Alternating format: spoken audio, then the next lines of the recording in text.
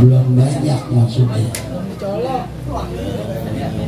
Ini saya berdiri apa duduk nih? Kalau berdiri bajunya orang takut sama tembok, ntar kata cicak jamrok di tembok lagi. Bener nggak? Ini kebetulan temboknya orang. Assalamualaikum warahmatullahi wabarakatuh. Waalaikumsalam warahmatullahi wabarakatuh. Kurang kompak. Maklum dari maghrib belum kena makanan. Nasi uduk daun salam. Cakep. Makannya anget-anget. Cakep. Ayo yang lagi pada duduk jawab salam. Salamnya biar pada semangat. Assalamualaikum warahmatullahi wabarakatuh. Waalaikumsalam warahmatullahi wabarakatuh. Biarinlah pada makan-makan, saya berdiri kelihatan Bang Nabi lagi makan, kalau saya duduk nggak kelihatan. Alhamdulillah. Alhamdulillahilladzi arsala sayyidana Muhammadan sallallahu alaihi wasallam rahmatan lil alamin wa qaddala al ulama bi qamatil hujjati wa karamal awliya bi dhuhuril karamatil huwarikil lati hiya min mu'jizati sayyidil mursalin wa khassa man sa'a min asba'i millati biruqi ila darajatil arifin. Allahumma salli wa sallim wa barik ala sayyidina Muhammadin. Orangnya banyak yang jawab dikit, mulutnya lagi kesumpel makanan kali ya. Ketika nama baginda Rasul sallallahu alaihi wasallam enggak disebut, kagak dijawab, itu adalah orang yang pelit, kata baginda Rasul.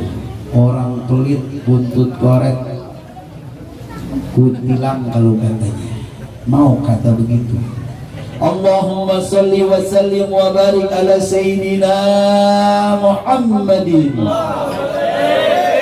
nuri jati wa sirri sari wa ashabi wa sihat, amma ba'du. Faqad qala Allah Ta'ala fil Qur'anil Karim wa huwa asdaqul qa'ilin. A'udzu billahi minasy syaithanir rajim. Bismillahirrahmanirrahim. Ainama tuqinu dzikruhum maut wa yadhkurullaha katsiran. Wa qala an-nabiy sallallahu alaihi wasallam kafa bil mauti waqidah. Sadaqallahul azim wa sadaqa rasuluhun nabiyul habibul karim. Wa nahnu ala zalika minasyahidin wa syakirin walhamdulillahi rabbil alamin. Hadratul mukarramun wal muhtaramun, para alim ulama, para asatid, para asatidzah, para tokoh masyarakat, bini sepuh masyarakat, bil khusus yang hadir pada malam hari ini, di antaranya tokoh masyarakat kita, Bapak RW 015 Bapak Haji Arif Abdul. Mudah-mudahan kita doakan beliau sehat, panjang umur. Mudah-mudahan yang ngurus surat-surat biar gampang. Orang dia notaris. Yang sama-sama kita hormati tokoh masyarakat kita, Bapak RT Matrasid, dan juga para tokoh masyarakat yang lainnya yang tidak saya sebutkan satu persatu, namun insya Allah tidak mengurangi rasa ta'zim dan hormat kami kepada semuanya. Begitu juga yang sama-sama kita hormati ketua pengurus daripada Majelis Kabupaten Nasuha, Al-Mukarram Al-Ustadz Asbunawi, mudah-mudahan beliau sehat panjang umur, majelisnya disiarkan Allah, seluruh jamaah diberkahi oleh Allah Subhanahu wa ta'ala.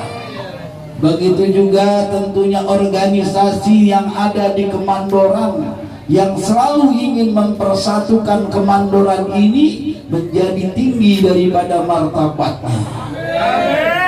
Ketua daripada IKKB Bang Kusnadi, mudah-mudahan beliau bersama jajarannya Allah Subhanahu wa ta'ala jadikan organisasi yang bermanfaat khususnya di Kemandoran ini, dapat mengangkat derajat daripada organisasi yang ada di Kemandoran ini. Siapa tahu saya ngomong begini ngangkat dia, besok dikasih golok. Belum ada golok ini Bang Nadi di peci saya bilangnya. Kemudian juga para orang tua kita yang hadir pada malam hari ini, Bang Matali dan yang lainnya, mudah-mudahan seluruh orang tua kita yang hadir pada malam hari ini selalu sehat, panjang umur. Hadirin jamaah yang dirahmati dan dimuliakan Allah Subhanahu wa ta'ala, pada malam hari ini kita diingatkan oleh Allah Subhanahu wa ta'ala, kafabil mauti wa idho, sesungguhnya dengan kematian tersebut akan menjadi nasihat buat kita yang hidup.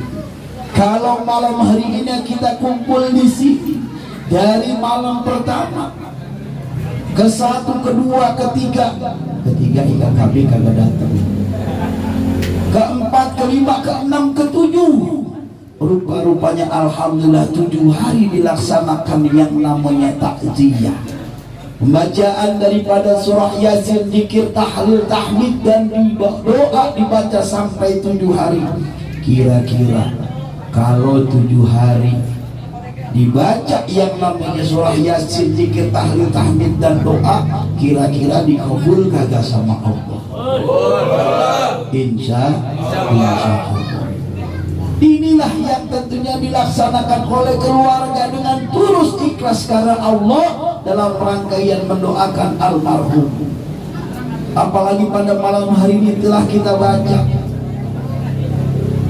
baca rangkaian maulid baginda Nabi besar Muhammad sallallahu alaihi wasallam. Dengan kita membaca daripada maulid Ajibai, kita persembahkan yang terbaik buat almarhum. Kalau seandainya di malam almarhum kita bisa lihat, kita bisa merasakan almarhum, mungkin pada malam hari orang yang sangat bergembira pada malam hari ini adalah almarhum Amron.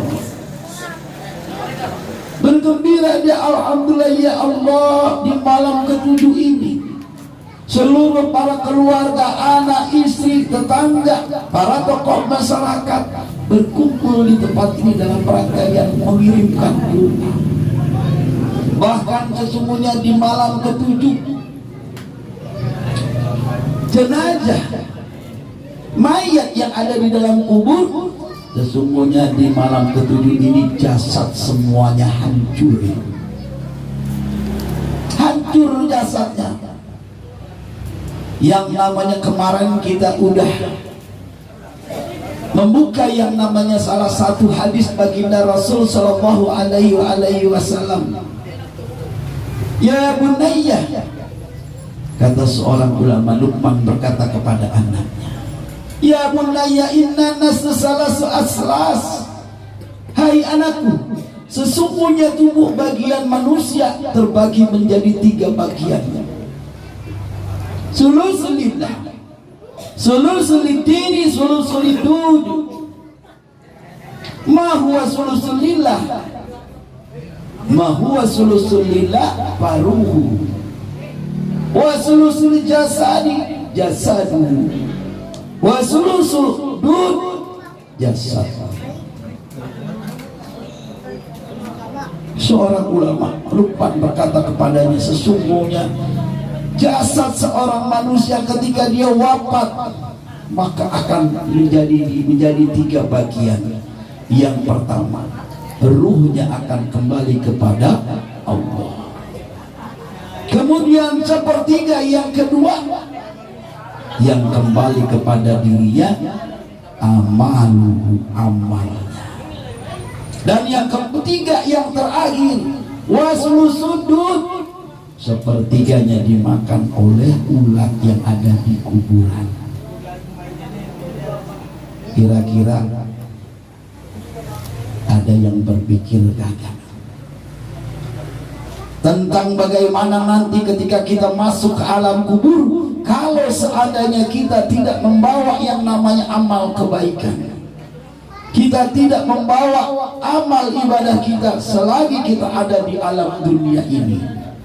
Coba bayangkan apa yang menjadi teman kita di dalam amal kubur selain yang namanya amal perbuatan baik kita. Kullu nafsin za'iqatul maut, innama tuwaffawna ujurakum yawmal qiyamah. Faman zuhziha 'anil nari wa udkhilal jannata faqad faz, wa mal hayatud dunya illa mata'ul ghurur. Allah Akbar. Biarin kopi tinggalin dulu. Allah. Hadirin jamaah yang dirahmati dan dimuliakan Allah Subhanahu wa taala, tidak ada suatu manusia pun yang terhindar yang namanya dari kematian. Kullu nafsin dha'iqatul maut, semua manusia akan menemui yang namanya kematian. Kemudian di situ akan diperlihatkan oleh Allah yang namanya segala amal perbuatannya. Kalau selama hidupnya ketika dia sakaratul maut akan menjumpai yang namanya kematian, dia akan diperlihatkan tentang apa yang dia telah perbuat di alam dunia. Kalau seandainya dia banyak yang namanya kebaikan, dia akan bergembira. Surga sudah dijanjikan oleh Allah. Tetapi ketika dia diperlihatkan yang namanya kemaksiatan, keburukan yang dilaksanakan di alam dunia ini, neraka sudah menunggunya. Kemudian apa? Sesungguhnya kita hidup di alam yang fana ini bagaikan kita sebentar saja, bagaikan kita sedang berteduh di bawah pohon. Ketika hujan, maka selesai daripada hujan itu kita akan meninggalkan. Makanya inilah apa yang tentunya kita bisa kita banggakan di alam dunia ini, selain yang namanya amal kebaikan yang akan kita bawa. Hadirin jamaah yang dirahmati dan dimuliakan Allah Subhanahu wa taala. Oleh karenanya, dengan kesempatan pada malam hari ini, umur yang masih panjang, umur yang masih ada di dalam badan kita, kesehatan yang masih ada kita dapat pada malam hari ini, bahkan kenikmatan yang ada dalam diri kita. Ini malam kita masih bisa ngopi sama-sama, Kita masih merasakan yang namanya kue di hadapan kita. Ada kue apem nggak tuh? Ada kue apem, ada semangka, ada kue bolu. Kita makan enak, rasanya nikmat.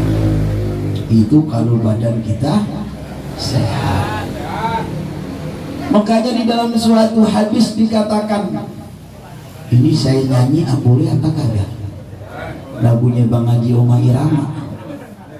Jaga 5 sebelum datangnya 5. Oh jangan cari diomelin lagi.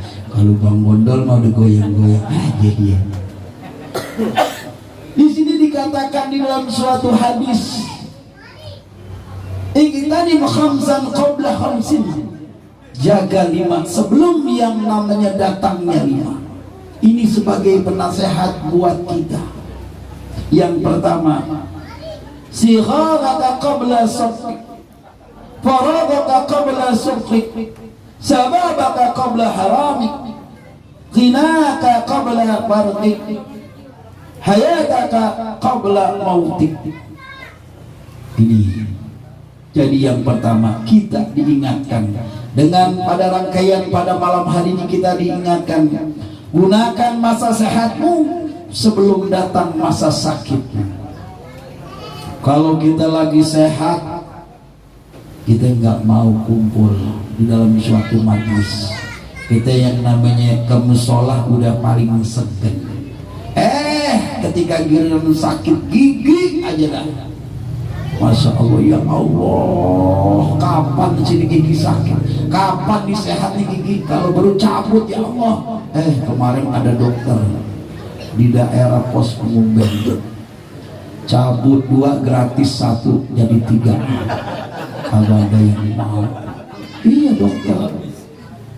Itu saking sakitnya sampai baru kita ingat Allah Subhanahu wa Ta'ala. Oleh karenanya mari kesempatan dengan badan yang sehat kita bisa menikmati apa yang ada di depan kita, apa yang kita rasakan. Maka sesungguhnya kita jaga yang hal seperti itu. Jangan ketika kita udah sakit baru ingat Allah, ya Allah saya sakit nih Allah. Ada tetangga yang kemarin lu kemana aja nih. Alhamdulillah kita diingatkan dengan pada malam hari ini. Yang kedua tentunya sesungguhnya jaga masa senggangmu sebelum masa sempitmu datang. Sekarang semua manusia kira-kira sibuk dengan urusannya, tapi kalau kita tidak mau memberikan waktu, ada waktu senggang sedikit kita tidak manfaatkan, maka sesungguhnya akan kerugian di dalam diri kita. Dulu semasa waktu lagi muda, lagi sehat, lagi kuat, lagi senggang, paling ogah kamu sholat. Pas giliran mati paling depan, imam aja kalah sama dia paling depan. Bener kan? Giliran udah mati, siapapun pasti yang namanya masuk musola, masuk masjid. Inilah mari makanya dengan kesempatan waktu senggang kita, jangan sampai waktu sempit kita datang. Kemudian yang ketiga, gunakan masa mudamu sebelum masa tuamu. Nah ini nih, biarin dah, ntar kita pengen jadi orang benar, kita ingin ke musola Nurul Huda, kita mau ke sholah Nurul Iman, ntar kalau udah tua, bener nggak? Dia kagak tahu padahal di musola yang ngajar orang tua, yang hidupin kipas angin orang tua, yang sholat orang tua juga. Kemana anak mudanya? Inilah yang harus kita jaga. Dengan masa muda kita masih kuat, kita masih sehat, bisa berjamaah, bisa melakukan ibadah-ibadah yang lain. Hal itu jangan kita lewatkan. Belum tentu sampai umurnya tua. Ta'ijaja ajal yastaqdimu sa'ata wa la yastaqdimun. Sesungguhnya apabila datang yang namanya ajal, nggak mungkin mundur, nggak mungkin maju. Bahkan ada baginda Rasul Sallallahu Alaihi Wasallam kisah seorang sahabat Nabi yang namanya Sauban. Kira-kira kenal nggak Sauban? Ada yang kenal nggak Sauban? Oh, Sauban itu mah anak IKKB itu. Sauban, seorang sahabat baginda Rasul yang cintanya begitu cinta kepada Rasul. Bahkan ketika Sauban satu hari dia nggak bisa melihat baginda Rasul, dia tidak bisa menatap yang namanya wajahnya Rasul, sesungguhnya dia akan pucat, akan rasa ketakutan sekali. Tetapi saya nggak menceritakan bagaimana cintanya Sauban kepada baginda Rasul. Tapi apa yang didapatkan Sauban yang selalu istiqomah sholat berjamaah kepada Rasul, selalu kesehariannya bersama baginda Rasul. Pada suatu hari, kayak cerita si kancil sama buaya. Pada suatu hari, pada suatu saat Sauban ditunggu oleh baginda Rasul Shallallahu Alaihi Wasallam. Pada saat itu akan melaksanakan yang namanya sholat subuh. Baginda Rasul menunggu Sauban sampai waktu azan dan iqomah, dilamain nunggu yang namanya Sauban. Ini Sauban kagak datang-datang, kemarin kagak datang, ini kagak datang. Ada apa sesungguhnya dengan Sauban? Akhirnya entar kali kalau udah komat. Akhirnya komat, suruh baginda Rasul seorang suruh komat. Begitu komat, baginda Rasul masih menoleh ke belakang. Oh, Sauban belum ada. Akhirnya dilaksanakan sholat subuh tersebut sampai akhir baca doa, selesai baca semuanya dibaca, Sauban kagak nongol. Akhirnya baginda Rasul tanya, lihat dari pojok masjid sebelah kiri, lihat sebelah kanan, cari yang namanya Sauban, kagak ada. Akhirnya baginda Rasul tanya kepada seorang jamaah, hai, apakah engkau tahu di mana tempat tinggalnya Sauban? Jauh ya Rasulullah. Biarin, ayo. Akhirnya baginda Rasul ke tempat, menemui yang nyari tempatnya namanya Sauban. Kagak taunya perjalanan dari masjid yang tempat dilaksanakan ibadah berjamaah bersama baginda Rasul kurang waktunya kurang lebih 2 jam perjalanan. Kira-kira kalau kita jalan dari sini ke tempat markas IKKB, ya dek masih belum nyampe 15 menit udah nyampe. Kita jalan jauhan lagi ke Kebayoran, masih kurang 2 jam, bayangin aja 2 jam. Akhirnya baginda Rasul ikuti perjalanan tersebut. Terlintas di dalam bagi diri baginda Rasul, begini hebatnya Sauban ketika dia akan melaksanakan ibadah berjamaah bersama baginda Rasul. Akhirnya sampai di rumah. Begitu disampai, diketok rumahnya, tok tok tok tok. Benar nggak bunyi tok tok tok? Kalau zaman sekarang ada band yang neng-nong gitu. Zaman dulu gua diketok tok tok tok tok. Akhirnya keluar seorang perempuan. Ada apa? Ya baginda Rasul, aku ingin bertanya, kemanakah Sauban? Sudah beberapa hari dia tidak berjamaah denganku. Ya Rasul, Sauban sudah meninggal, sudah wafat kemarin, sudah dimakamkan. Rasul langsung terdiam. Innalillahi. Akhirnya baginda Rasul Shallallahu Alaihi Wasallam bertanya kepada istri Sauban, apakah ada pesan yang Sauban sampaikan ketika dia ingin menjumpai yang namanya maut? Apakah dia ada pesan sesuatu yang disampaikan? Akhirnya bininya bilang, ketika dia akan sedang sakaratul maut, ketika dia sedang najak sakaratul maut, dia berkata 3 ada perkataan. Yang pertama, kenapa kurang jauh? Yang kedua, kenapa tidak yang baru? Yang ketiga, kenapa tidak semuanya? Akhirnya baginda Rasul Shallallahu Alaihi Wasallam tersenyum. Sampai sahabatnya bertanya, ya Rasulullah, ada apakah engkau tersenyum dengan kata-kata tersebut? Baginda Rasul paham dengan perkataan tersebut. Apa yang pertama? Kenapa kurang jauh?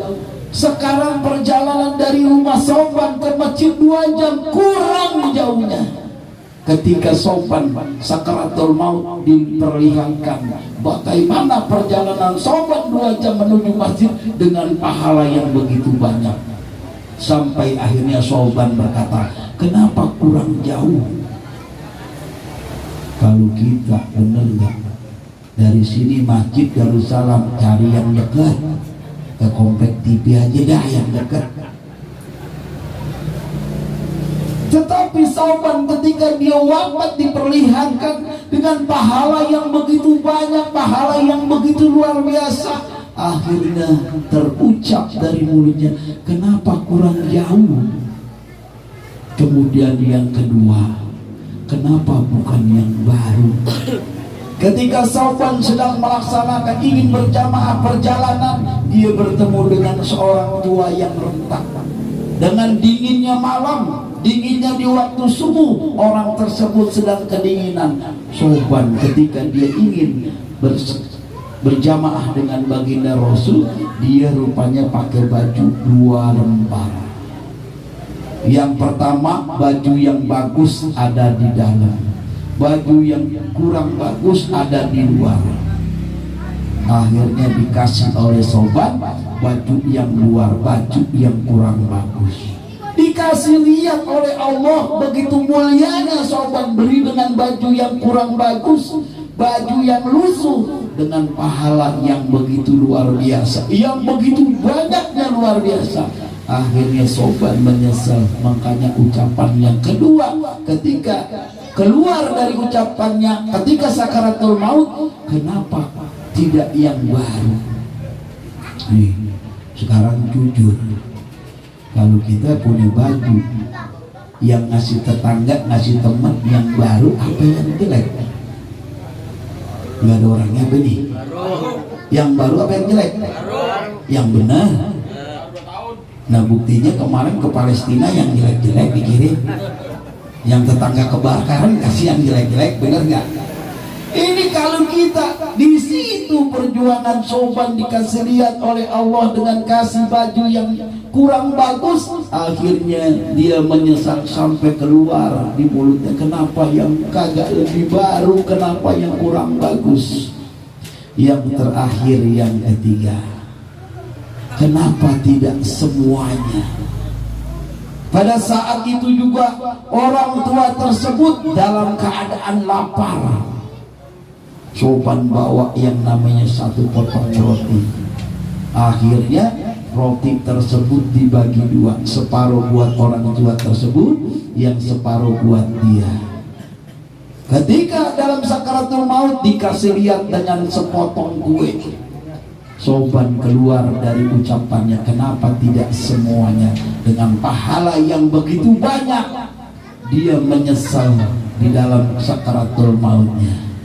Akhirnya baginda Rasul Sallallahu Alaihi Wasallam inilah tersenyum dengan rahasia apa yang diucapkan Sauban ketika dia akan dipanggil oleh Allah Subhanahu wa Ta'ala. Kalau kita sih alhamdulillah, bener gak? Jangan kata sepotong mintar pulang semuanya bawa pulang, jangan ditinggalin, bener gak? Piringnya jangan, piringnya ntar dimasukin semua lagi. Mudah-mudahan ini semua yang dikeluarkan, makanan, air, semuanya yang dikeluarkan pada malam hari ini dinilai sedekah khusus untuk almarhum. Bagaimana tadi kita lihat Sauban dengan sepotong makanan, dia menyesal. Coba kalau kita bayarkan dengan makanan yang begitu banyak, bahkan dilaksanakan dari malam ke-1, ke-2, ke-3, ke-4, ke-5, ke-6, ke-7, berapa banyak makanan yang sudah disedekahkan khusus untuk almarhum. Wa anfiqu mimma razaqnakum min qabli ayyatiyakum ahadukum maut fa yaqulu rabbi lawla akhartani ila ajalin qarib fa asaddaqu wa akum minas salihin.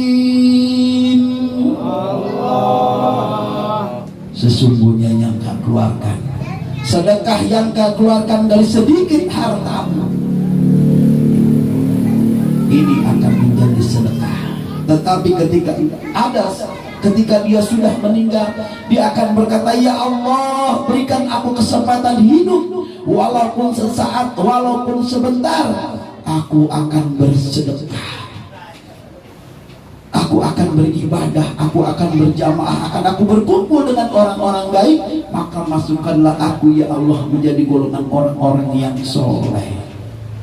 Itu apaan ucapan orang yang sudah meninggal. Bagaimana dengan pada saat ini kita masih diberi kesempatan bisa menikmati, bisa melaksanakan ibadah dengan badan yang begitu sehat, waktu yang cukup luang? Inilah yang harus kita pikirkan. Sesungguhnya kematian itu akan mendatangi kita. Seandainya pun kita tinggal di benteng yang terkuat tersebut, maka kematian yang akan mendatangi. Hadirin jemaah yang dirahmati dan dimuliakan Allah Subhanahu wa taala. Mudah-mudahan kita doakan berkhusus untuk almarhum pada malam hari ini. Apa yang tentunya kita laksanakan dari malam ke-7 hingga pada malam hari ini, pembacaan sholawat kepada baginda Rasul yang udah kita baca, mudah-mudahan semuanya kita hadiahkan untuk almarhum. Mudah-mudahan juga diterima amal ibadahnya, diampuni dosa dan kesalahannya, diluaskan kuburnya oleh Allah Subhanahu wa taala. Kita semua yang hadir pada malam hari ini mudah-mudahan dijadikan orang-orang yang insya Allah selalu mengingat yang namanya kematian, sehingga kita menjaga hal-hal diri kita yang dapat mendatangkan yang namanya murkanya Allah Subhanahu wa taala. Sampai di sini aja. Baik, mari sama-sama sebelum kita tutup kita baca suratul Fatihah sekali lagi khusus untuk almarhum. Mudah-mudahan diterima amal ibadahnya, diampuni dosanya dan keluarganya. Mudah-mudahan tentunya Allah berikan kesabaran, berikan ketabahan oleh Allah Subhanahu wa taala. Ala hadhihi niyya wa likulli niyatin shalihatin nabi al-Fatihah. A'udzu billahi minasyaitonir rajim. Bismillahirrahmanirrahim. Alhamdulillahi rabbil alamin arrahmanir rahim maliki yaumiddin iyyaka na'budu wa iyyaka nasta'in shiratal mustaqim shiratal ladzina an'amta 'alaihim ghairil maghdubi 'alaihim waladdallin amin. Rabbana taqabbal minna innaka antas samiul 'alim wa tub 'alaina innaka antat tawwabur rahim. Allahumma inna nas'aluka bihaqqil fatihatil mu'azzamatil masali wal qur'anil 'azim an tabtalana bi kulli khair, an taj'alana min akhlil khair, wa an taj'alana min akhlil khair, wa an taj'alana min akhlil khair, wa an tu'amilana ya maulana mu'amalataka li akhlil khair, wa an tahfadhana fi ajyalina wa anfusina wa ahlina wa sababina min kulli fitnatin wa mi'natin wa du'sin wa dair ya arhamar rahimin ya arhamar rahimin. Dawam biha subhanakallahumma wa tahiyyatuhum biha salam wa akhiru alhamdulillahi rabbil alamin. Hadirin jamaah yang dirahmati dan dimuliakan Allah Subhanahu wa taala, ini saja yang saya sampaikan, mudah-mudahan bermanfaat khusus untuk diri pribadi dan kita semua yang hadir pada malam hari ini. Apabila tentunya ada kata-kata saya yang kurang berkenan di hati maupun didengarnya, sekali lagi mohon dibukakan pintu maaf seluas-luasnya. Ini saja, billahi taufiq wal hidayah, ihdinas siratal mustaqim. Assalamualaikum warahmatullahi wabarakatuh.